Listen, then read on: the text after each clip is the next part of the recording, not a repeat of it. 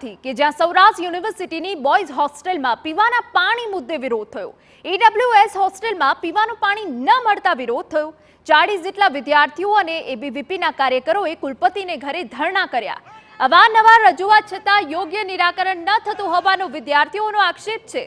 વિરોધ પ્રદર્શનના કારણે તાત્કાલિક પીવાના પાણીની વ્યવસ્થા કરવામાં આવી।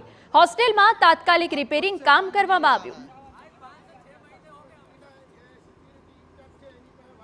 આજે EWS હોસ્ટેલના વિદ્યાર્થીઓ હોસ્ટેલના મિત્રોને પાણીની અગવડતા ઊભી થઈ છે, જેને લઈને વારંવાર રજૂઆત આવતી હતી। છેલ્લા 1 મહિનાથી વિદ્યાર્થીઓ વીસી પાસે જઈને આની માગણી કરી રહ્યા હતા અને હજી સુધી આનું કોઈ નિવારણ ન આવતા અખિલ ભારતીય વિદ્યાર્થી પરિષદની વિદ્યાર્થીઓએ જાણ કરતા તાત્કાલિકપણે વિદ્યાર્થી પરિષદના કાર્યકરો અત્યારે આવ્યા છે અને વીસી બંગલાની અંદર અમે લોકો અત્યારે ઊભા છીએ અને અહીંયા વીસી બંગલાની અંદર પાણી આવે છે। હજી લગી તમે જોઈ શકો છો કે આ વિદ્યાર્થીઓ આંદોલન કરી રહ્યા છે। વિદ્યાર્થીઓને સાથે રાખીને આજે વિદ્યાર્થી પરિષદ વીસી બંગલોની અંદર ઊભું છે।